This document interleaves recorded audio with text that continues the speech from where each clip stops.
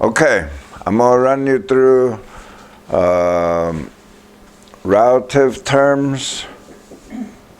Okay.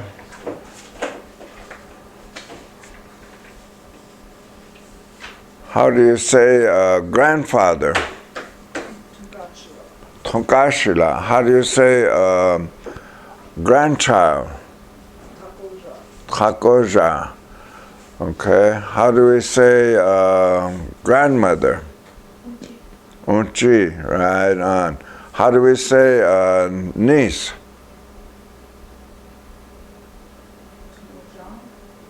Okay. Tonja.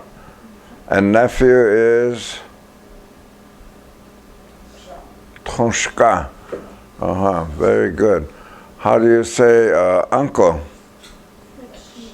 Lekshi. Right on. And auntie is Tongwei. Okay. And let's see, what else?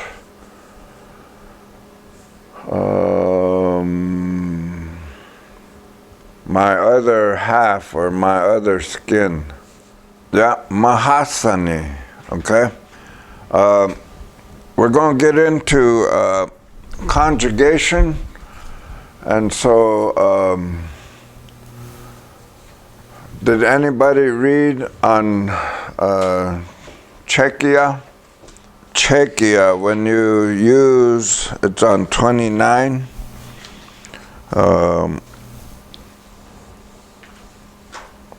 When you refer to somebody with respect, or I guess you address them as a relative, and it brings you that much closer to them. I know in my growing up days, we always had to say kakala or tonkashila or unchi or tongi.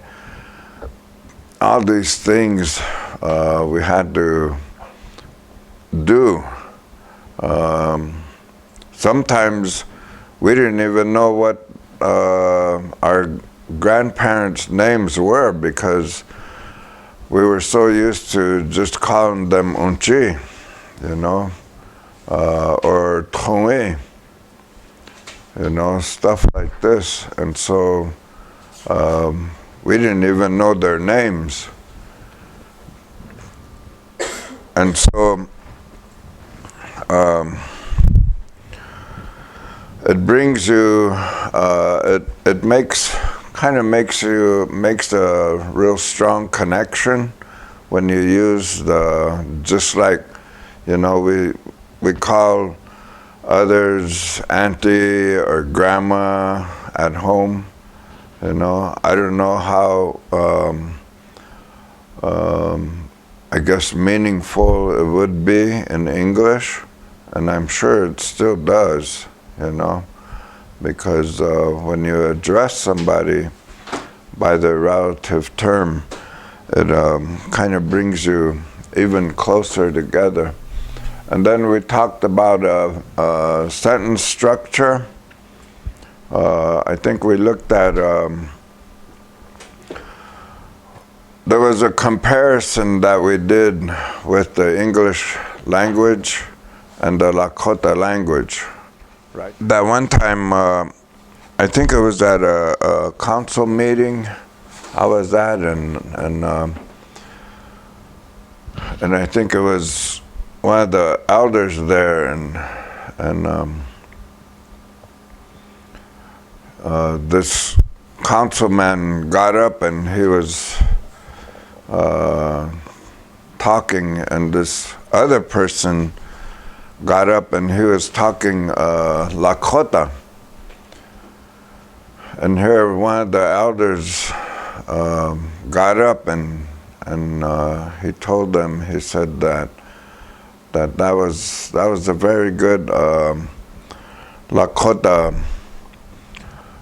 speaker, and he said the only problem is that he was talking Lakota in English. And what does he mean by that? And here he was talking about how his mind, his thinking mind was in English, but his Lakota language was speaking the Washichu way, the Washichu thought. And so it was kind of interesting. I never really thought about it. I couldn't figure out. And in the book, he also talks about how one guy did pretty much the same thing. And so, things like this happen, and pretty interesting sometimes. These mistakes happen when one follows the English grammar rules instead of the Lakota thought pattern. Keeping this in mind for how the Lakota thought pattern is introduced, okay? Introduction of simple sentence. Okay, it says every language follows its own thought pattern. In English, the thought pattern is usually subject, verb, adjective, and object. Okay, I want some of that money. Okay. Lakota, like English, also has its own distinct thought pattern. As simple sentence and dialogue are introduced, it is necessary to learn the Lakota word order. And in the Lakota, it becomes object, adjective, subject, verb, and gender ending. Okay, you see what he's talking about? Mazaska is the money, the object that they're talking about. Heta, some, okay? Wachi, I want. And then the gender ending, yellow. Mazaska heta wachi yellow. And I always think that even way back when I started teaching the Lakota language,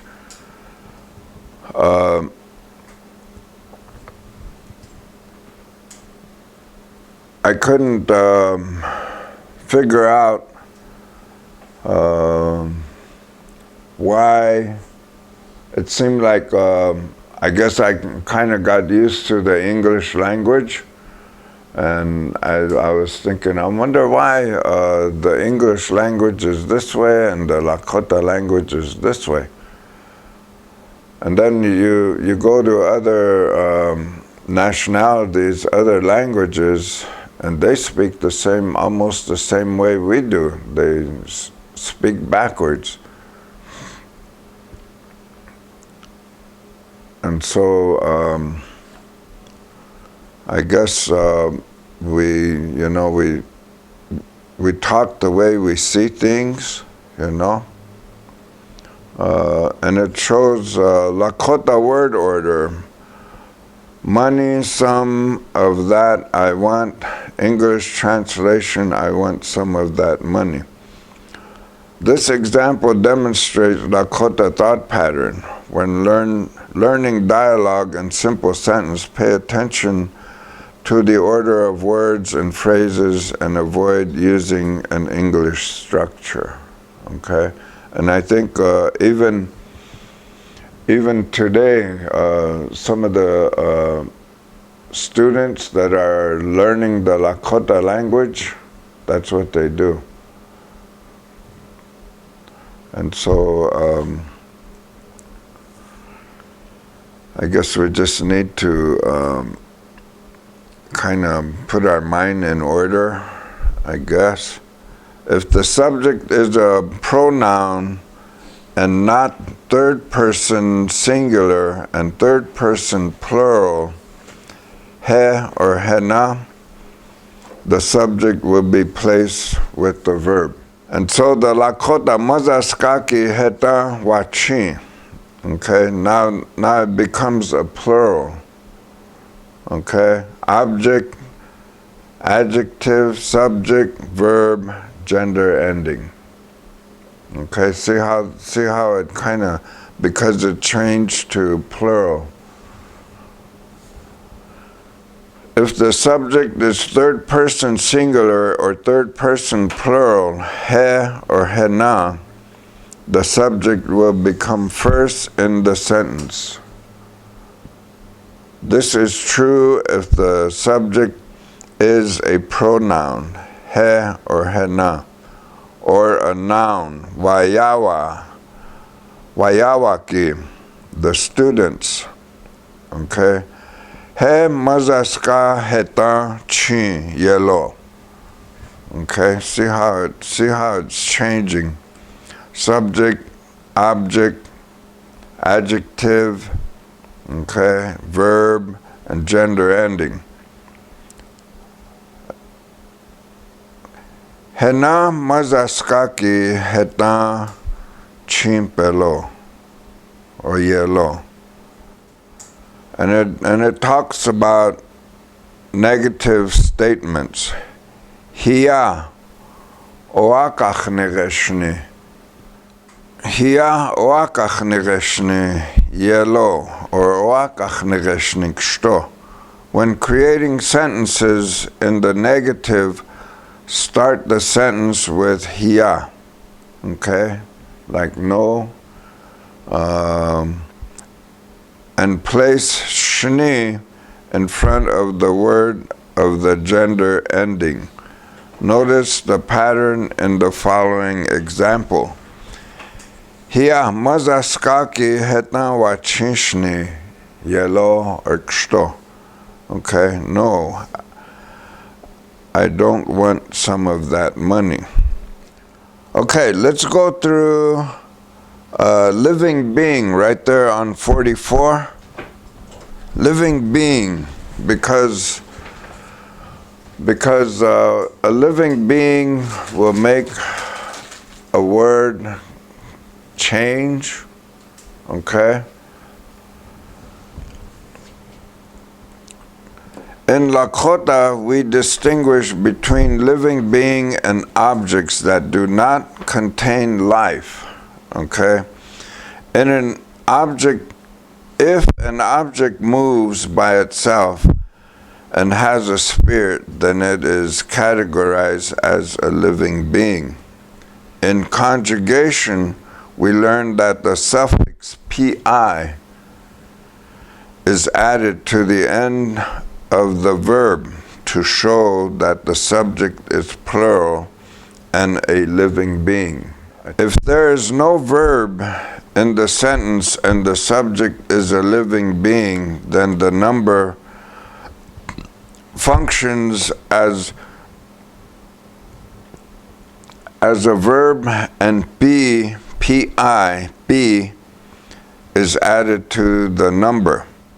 If there is no verb in the sentence with a subject that is plural and a living being, then the number function as a verb and pi is added to the number. Okay? Living being, wichinchala yamani pelo. Wichinchala yamani pelo. Okay? Wichinchala yamani pikshto. There are 3 girls. Non-living being. Oakanke ki yamani yelo.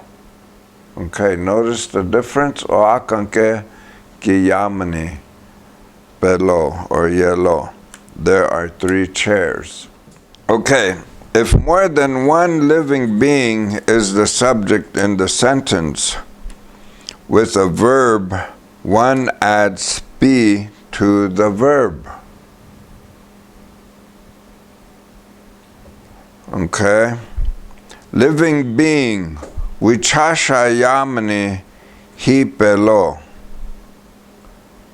or wichasha yamani hi pikshto. Okay? 3 men arrive. So in the non-living being, it talks about Hel o akanke yamani he yelo. Okay? There are 3 chairs are standing there. O akanke Hel o akanke yamani he yelo. Or ksto. Okay, so let's get into now that we understand what that is, right? Okay, verb on page 45, in the middle of the page, verb. For living being, use the verb he. To be here, he. Remember to say the number after the noun and to add be to the verb. For non-living being, use the verb yuha, to have. We have to remember that you go first person plural, second person plural, third person plural, you and I form, and then it goes back to first person, oh no, here, hold on. Back. First person singular, second person singular, third person singular. Then the you and I form. And then it goes first person plural, second person plural, and third person plural.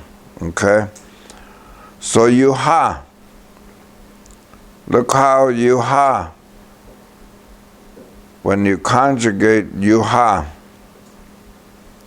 I have or to have, I have would be the first person me, right? Yeah. So it becomes what? Beluha, right on. And the second person? Luha. Right, luha. Third person singular. He yuha, okay? He indicating either he or she, someone, okay? Someone has some, whatever it is. And the you and I form is what? Yuha. Very good, watch that. And the first person plural is? You happy, we have, right? Now there's getting more and more of us, right? Started out with just me, and now there's you and them, and the second person plural, lu happy, you all have, okay? Third person plural, Hena you happy. Very good. Let's read up on, did anybody read Mitakuya Oyase? I think today the Mitakuya Oyase kind of became a way of finishing a lecture. Today I always hear people on the radio or people giving talks, and when they finish, they say Mitakuya Oyase, you know. But traditionally, it was used for like prayers. Okay. And then Wachekia, and if you notice. It talks a lot about relatives, right? So far, I think from the beginning of the book, it talks about right off the bat. It talks about relative terms, right? And it has a lot of Along the way, it has a lot of influence on relative terms like Wachekia. And Wachekia was when you address someone with a relative term. Remember, that's what you read, right? Mm-hmm. And then the Christianity came and said, they were looking for a word to express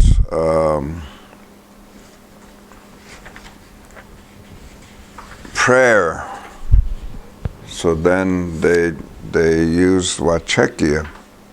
On page 50, khja, right up to the top, khja.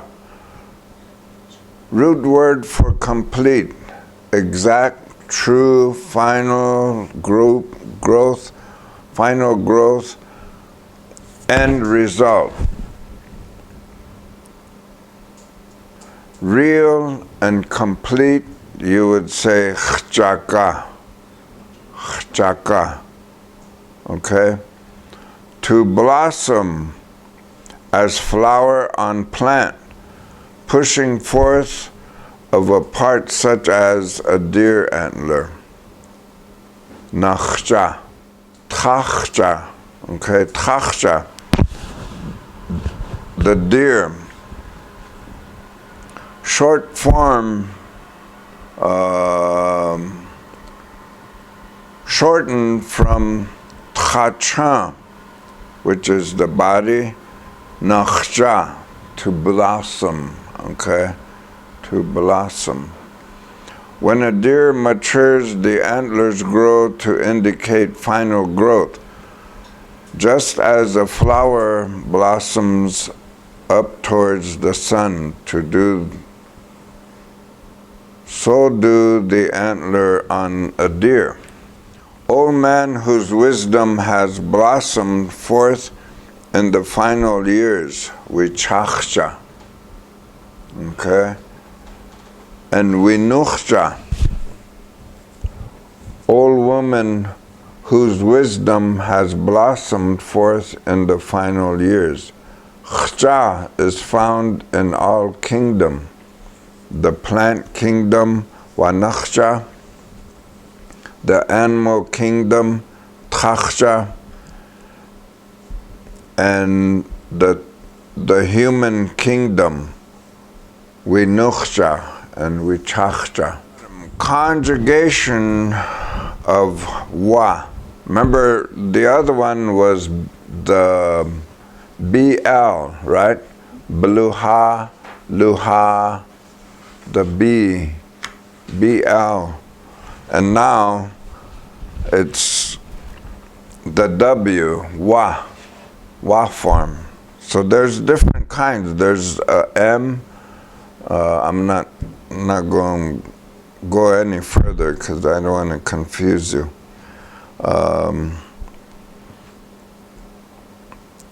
La is to ask for something. And the first person is what? Wala, yeah? Wala, I want, right? To ask for something, or I ask, I ask for something. You are asking for something.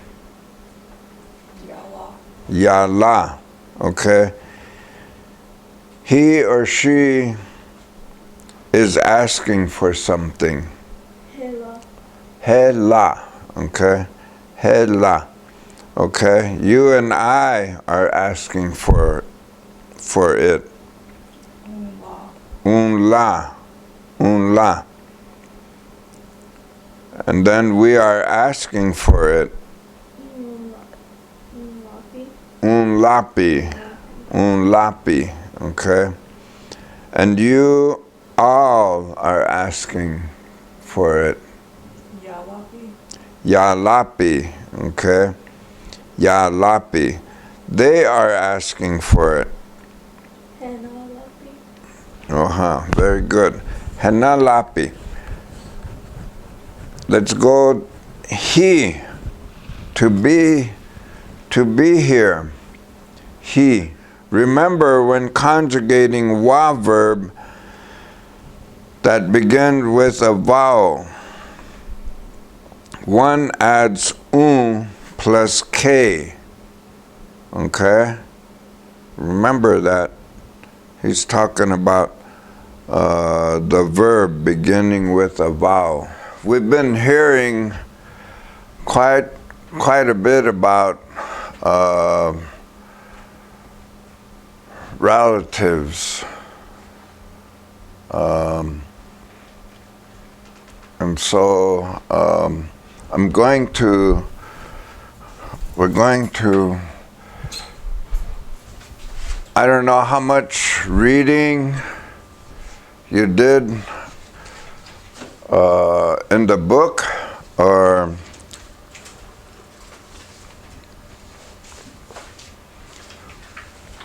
and it talks about how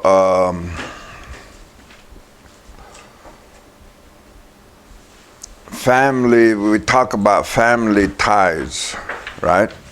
You hear about family ties, how they're tied together, and has maybe some of them are very close knitted, so to speak, and so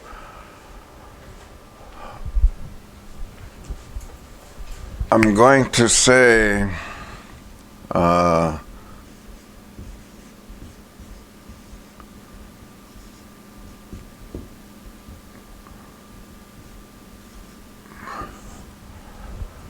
Trunkashila. Okay, who's Trunkashila? It means the oldest person in the household, right? And it also means the oldest being of creation, right? Because when we pray, don't we say Trunkashila? Okay, let's go to Tioshpaya. Tioshpaya.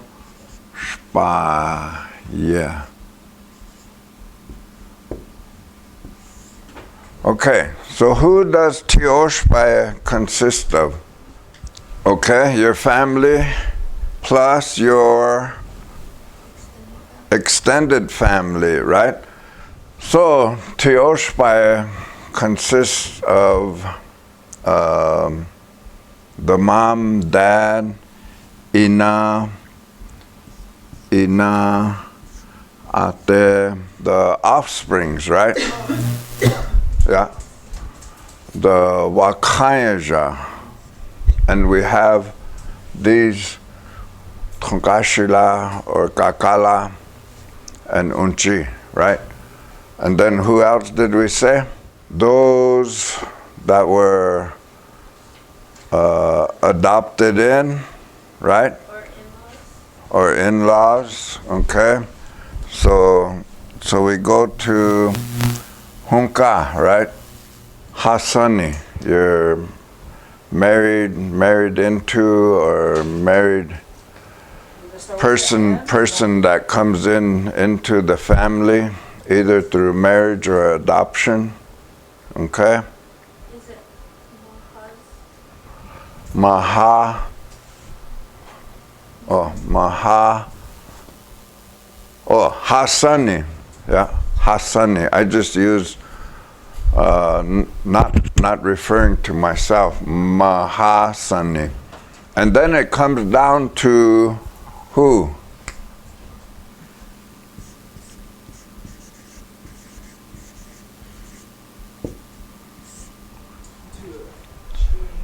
Tiwahe, right?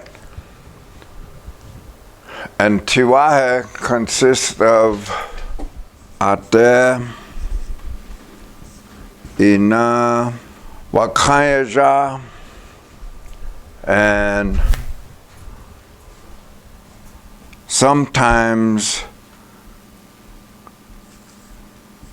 Unchi and Kakala. Okay? So remember, Tiwahe Tiwahe is, used to be ate, mom and dad, and the children, and sometimes the grandparents, okay? And Tioshpaye, you have all your ate, ina, kakala, all those guys, okay? And so Tioshpaye just goes all out. The relative terms are very, very important. You have a good week.